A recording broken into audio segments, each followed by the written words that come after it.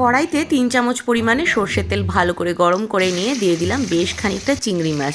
নুন হলুদ দিয়ে হালকা কড়া করে ভেজে তুলে নেব। আর এই রান্নাটায় কিন্তু তেলটা একটু বেশি লাগবে, তার কারণটা পরেই বুঝতে পারবে। আচ্ছা, এটা কিন্তু একটা ওড়িয়া রান্না। উড়িষ্যার চিল্কায় ঘুরতে গিয়ে এই রান্নাটা প্রথম খেয়ে এত ভালো লেগে গেছিলো, তারপর থেকে এটা এখন দৈনন্দিন জীবনের একটা খাবার হয়ে গেছে আমাদের। এবার ওই তেলেই লঙ্কা ফোড়ন দিয়ে দিলাম, আর দিয়ে দিলাম 2টো মিডিয়াম সাইজের পেঁয়াজ কুচো করে রেখেছিলাম সেইটা। পেঁয়াজটা 2 মিনিট একটু নেড়ে চেড়ে তাতে একটা টমেটো কুচো দিয়ে দিলাম। এবার ভালো করে এটাকে 3 থেকে 4 মিনিট হাই ফ্লেমে একটু ভাজা ভাজা করে নেব। দিয়ে দিলাম স্বাদ মতো নুন, আর তার সাথে হাফ চামচেরও কম একটু হলুদ। আর এতে মশলা কিন্তু খুব একটা লাগেই না বলতে গেলে। এবার নেড়ে চেড়ে আরেকবার একটু এরকম দেখো হালকা মজে গেছে যখন, খুব বেশি কিন্তু লাল ভাজাটা হবে না।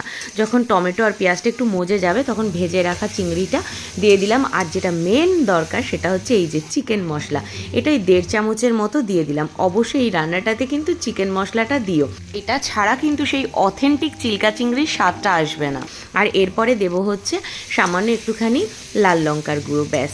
এবার নেড়ে চেড়ে এইটাকে একটু 2 মিনিট মতো ভাজা ভাজা করে নিয়ে ঠিক 2 থেকে 3 চামচ মতো একটুখানি জল দেবো, দিয়ে ঢাকা দিয়ে এটাকে মিনিট 2-এর জন্য সিম আঁচে রেখে দেবো। ভালো করে মশলাটা কষেও যাবে। এরপর যখন দেখবে চারপাশ দিয়ে তেলটা ভেসে উঠেছে তখন গ্যাসটা অফ করে দেবো, আর গরম গরম ভাতের সাথে সার্ভ করতে হবে। চিল্কায় ঘুরতে গিয়ে এটা যখন আমরা খেয়েছিলাম, একদম জ্যান্ত টাটকা চিংড়ি দিয়ে এটা আমাদের বানিয়ে দিয়েছিল। এত ভালো লেগেছিল খেতে যে তারপর থেকে আমার বর তো এটার প্রেমে পড়ে গেছে বলতে পারো। আর ওইখানে অস্থায়ী দ্বীপের মধ্যে দোকানিরা এইগুলো রান্না করে খাওয়ায়, তারাই বলেছিল যে এত বেশি মশলাপাতি তো এখানে আনা সম্ভব না, তাই খুবই সামান্য মশলায় এই রান্নাটার আয়োজন করা হয়। বানাতে সময় লাগে মেরে কেটে 10টা মিনিট। আর এটা কিন্তু এরকম একটু তেল তেলে হয়, শুকনো শুকনো ভাজা ভাজা টাইপের। খেতে কিন্তু দুর্দান্ত হয়, এক কথা। একবার অবশ্যই বানিয়ে খেয়ে দেখো আর জানিও কেমন লাগলো।